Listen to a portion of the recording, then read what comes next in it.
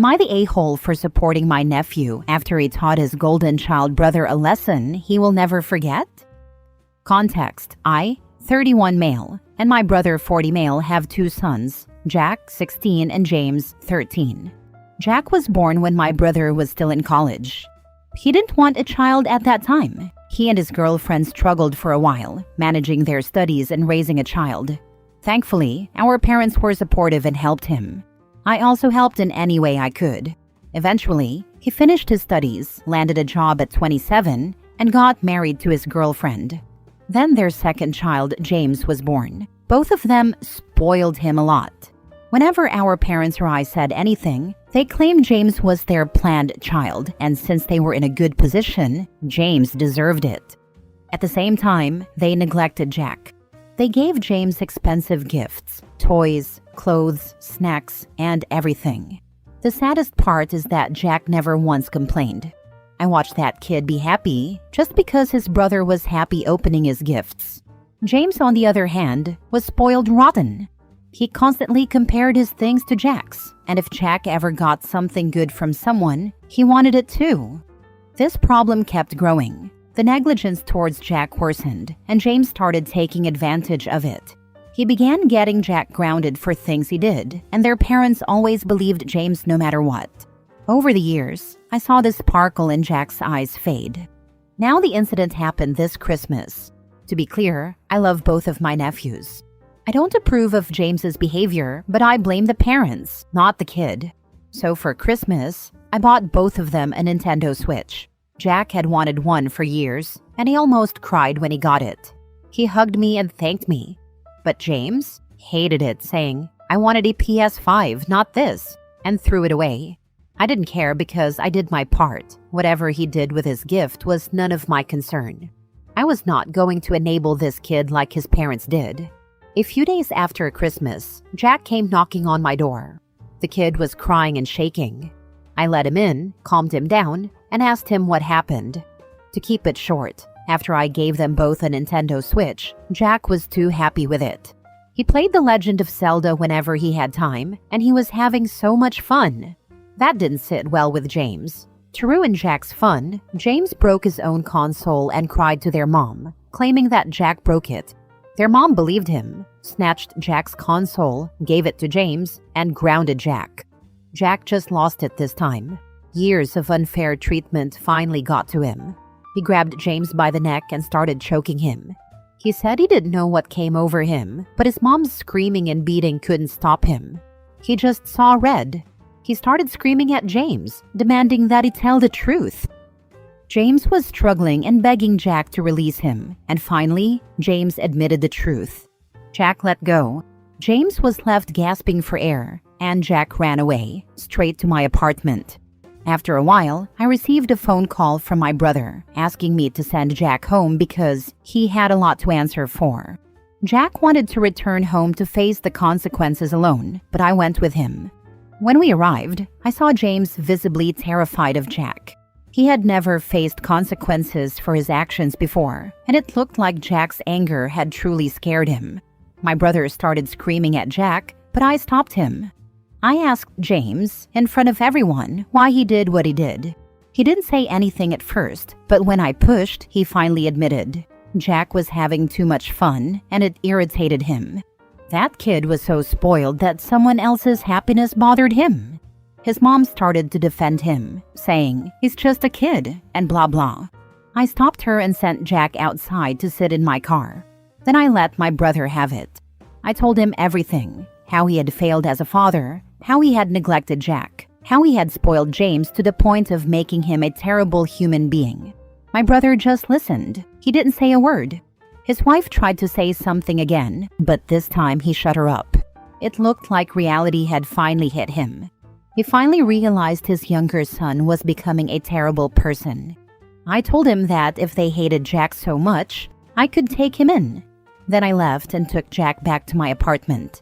Now Jack is here with me. His mother has been blowing up my phone, saying I was cruel to James and that I shouldn't meddle in their family affairs.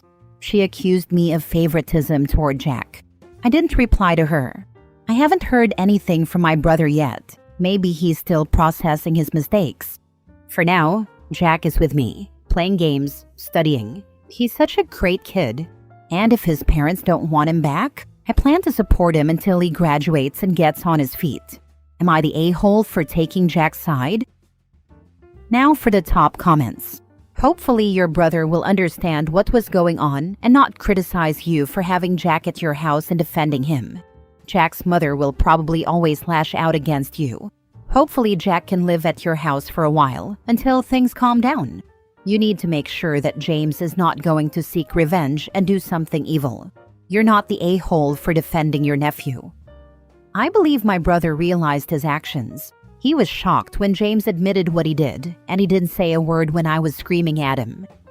Maybe it's a good idea to invite your brother to an evening together. Not to berate him again, but just to hang out together, eat something good, maybe play some board games with Jack if you're into it. Just have a fun evening together. This way, you show him that your concern comes from love, not bad feelings. This also might show him how Jack is thriving in a safe home and what a good and sweet kid he really is. I will actually do that. For now, I am just calming down Jack, making him feel he is not alone and he is loved. Then I plan to call my brother and have a talk with him. Not the a-hole. For Jack to have to do that just to get the truth from his brother, it shows he had a lot of restraint over the years. But everyone has a breaking point. My younger siblings were spoiled rotten. When I moved out at 21, my parents finally saw what I'd been dealing with for years and couldn't handle it. OP, you have saved Jack from not only his family, but himself. He ran to you, had the maturity to go home and face the consequences, and you shielded him. You are the very best, and I hope you and Jack find peace with each other now and in the future. Honestly, I was not that brave or sensible like Jack when I was 16. I will do my best to support him. Next story. Am I the a-hole for telling my family it's not my fault I'm not a twin? My parents struggled to have kids and underwent fertility treatments, which resulted in 2 sets of non-identical boy-girl twins who, for the most part, look identical. The older twins are Max and Amy, and the younger twins are Jace and Lacey. Our family has always been obsessed with the fact that 2 sets of twins were born to the same parents, and that they could pass for identical, even though they're the opposite sex. Birthdays, Christmas, school plays, sports games, report cards, graduations, everything was a huge deal and celebrated as this great unique thing. My siblings had countless parties thrown for them and received so many gifts for every possible occasion that it was insane. I was born 6 years after Jace and Lacey, and my family has never hidden their disappointment in having a singleton. My birthdays were never a big deal, and I didn't get the same attention for Christmas, report cards, sports games, or school plays. For my siblings, the whole family would try to show up and support them, while I was lucky if even one parent attended anything for me. My report cards were never celebrated either. I'm not particularly close to my siblings. They don't notice me much and enjoy the attention, so it's easy for me to slip through the cracks. But even our parents don't put the same amount of effort into me as they do for them. A weekend ago, my graduation became a topic of conversation. My siblings couldn't make it because of work or college, and the rest of the family responded with, "Well, I guess we don't need to plan around your graduation." I told them I would still like everyone there, but they said I didn't need anyone there. I asked why my siblings had full family support at theirs, and they told me it was a big deal because they were twins, one of 2 sets born to the same parents, and could pass for identical. They said that was something to celebrate. I told my family it wasn't my fault I wasn't a twin, and that I didn't understand why I was being overlooked. My grandpa said that at 17, I shouldn't be jealous of the attention other kids get, and that as a boy, I shouldn't get caught up in that kind of thing. I responded that even teenage guys want to feel like they matter. My family told me I was being unreasonable. One of my aunts accused me of gaslighting the family, while my grandma, parents, and a couple of other aunts and uncles said I was emotionally trying to manipulate them. They now want me to apologize to everyone for saying it's not my fault I'm not a twin, because according to them, nobody ever said it was. Am I the a-hole? Not the a-hole. I am so sorry your family sucks so much. It's not gaslighting people to say, I matter too. I hope you have, or find, amazing friends to be a found family, because you deserve live attention and support. Not the a-hole. I'm sorry. The only thing I can say is get so successful that never speak to them again. Change your will to make sure your money never goes to them. Just be better than they ever will. Yikes. So your parents went through all this time, money and effort to have a large family, and they treat you like a throwaway? I'm sorry. I didn't realize that happening to be born on the same day as another sibling was such a significant accomplishment. Next story. Am I the a-hole for siding with my daughter over my wife over adoption and what she calls her? I, 35 male, have an 11-year-old daughter, Haley, with my ex. My ex died when Haley was 2, but I was already a single parent at that point. Haley knows about her mom in an age-appropriate way. She understands her mom's struggles and that she wasn't in her life prior to her passing. I had a therapist help me navigate those discussions, and Haley still attends therapy at times to work through any lingering questions or sadness about the way her mom's life turned out. I met my wife, Amy, 33 female, when Haley was 4. Haley was 6 when they first met. I admit I took my time introducing them. I was cautious because I didn't want to risk Haley getting attached if things didn't work out. I also wanted to be sure Amy understood what she was signing up for by being with me. A huge part of me worried about how Haley would handle it. But they got along great from the start, and it was amazing to witness their bond grow. Amy was wonderful with Haley, and Haley enjoyed having Amy around. When Haley was 7 and Amy and I got married, Haley asked if she could call Amy Suds, a nickname Amy's family uses for her. Amy was thrilled that Haley wanted to use that nickname. Things were good. There were some discussions on Amy's side about what Haley would call them. Haley generally uses first names for most people and nicknames for a few. Amy's parents grumbled at one point about not being called Grandma and Grandpa, but Amy told them the decision was Haley's and that they should focus on earning those titles over time. Things changed when Amy became pregnant with our daughter, Summer, 7 months. Suddenly, Amy became hurt by Haley calling her Suds or using her first name. She was also bothered that Haley referred to her as her stepmom or as Dad's wife, depending on who she was talking to. Stepmom was more common, but at times, she would say Amy was my wife. Amy and I talked about it, and I told her nothing had changed. Amy told me that was the problem. She was giving Haley a sister, and it bothered her that she hadn't earned the title of mom in Haley's eyes. She also pointed out that she would be home with Summer, taking on more responsibility for Haley, and it stung to think she would be acting as a mother, but not being recognized as one. At my request, we saw a family therapist together. After several sessions, we brought Haley in for a bit. The therapist reassured Amy that Haley loved her and that their relationship was strong, even if Haley didn't call her mom. But that didn't settle Amy. Now Amy has not let this go. Without saying anything to me, she asked Haley if she would let her adopt her.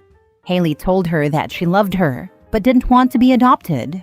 I only found out about this conversation from Haley, and I was upset. Amy, in turn, was upset that I was upset.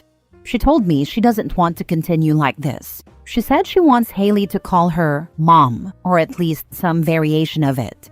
She also still wants to adopt Haley and make their relationship more than just guardianship, which she already has. When Haley and I talked about it, she was honest. She didn't want to be adopted. She was sad that Amy was upset and didn't want to hurt her feelings, but she was firm in her decision.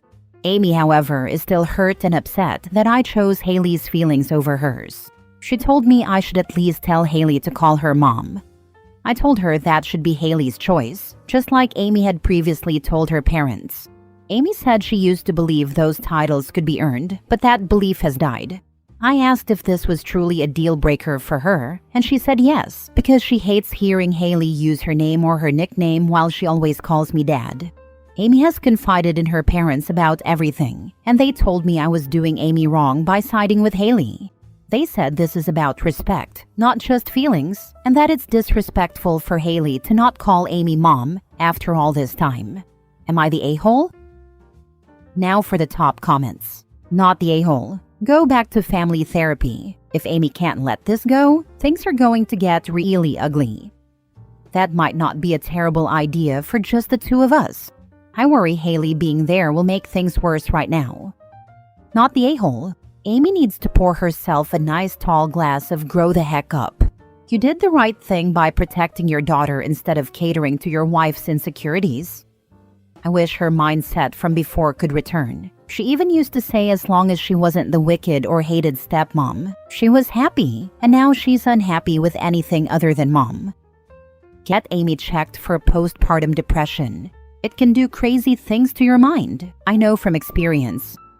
She was already checked for that, but this also started before she gave birth. Although I know stuff can pop up even during pregnancy. But with her already being checked, I'm not sure it is that. Admittedly, it could still be.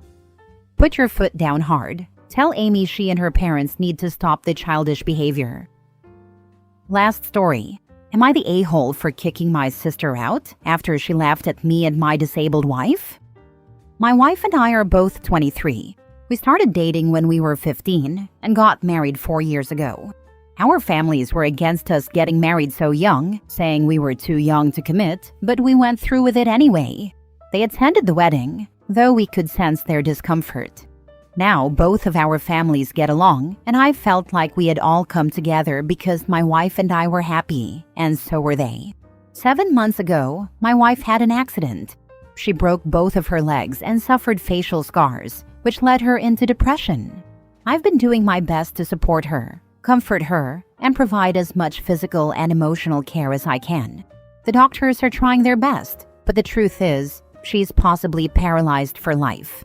She knows it, and so do I, but I'm committed to helping her through this. 3 days ago, my sister came to visit us. She got drunk and started making fun of our situation. She blabbered on, saying it was karma for hurting everyone in our family. Thankfully, my wife wasn't around as she was sleeping. I asked my sister to get in the car, and I dropped her off at her place. The next day, she apologized and said she didn't mean to hurt me. I told her that what she said was deeply hurtful. If she had hit me, I could have forgiven her. But making fun of what my wife and I are going through is something I cannot accept. I told her I would never talk to her again. Now my parents are saying I should forgive and forget because she was drunk. But I feel like she was extremely disrespectful to both of us and our struggle, and making fun of it is not something I can overlook.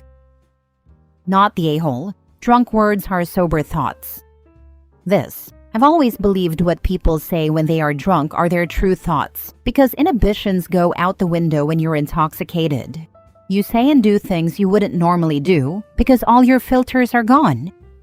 I don't believe this as a blanket statement, but in this case, it is for sure her sober thoughts. Not the a-hole. But she was drunk is not an excuse. Go commit a crime, and when you're in front of the judge in court, tell them, I shouldn't be punished because I was drunk, and see how far that gets you. Drunk people don't just make things up out of the blue. They say the things that they have been thinking all along, but when they're sober are smart enough to keep to themselves. Actually, yes, that's what I am most concerned about. I am thinking, does my sister hate my wife so much that she's enjoying her suffering? Does she not realize that her brother is also suffering? Does she hate me as well? I love her, and I thought she loved me, even though we had a rough time. But to say this all, I would have preferred if my sister berated, insulted, or slapped me instead of what she said. At least I could have forgiven her. But she crossed boundaries, and I don't know how to forget her words even if she was drunk.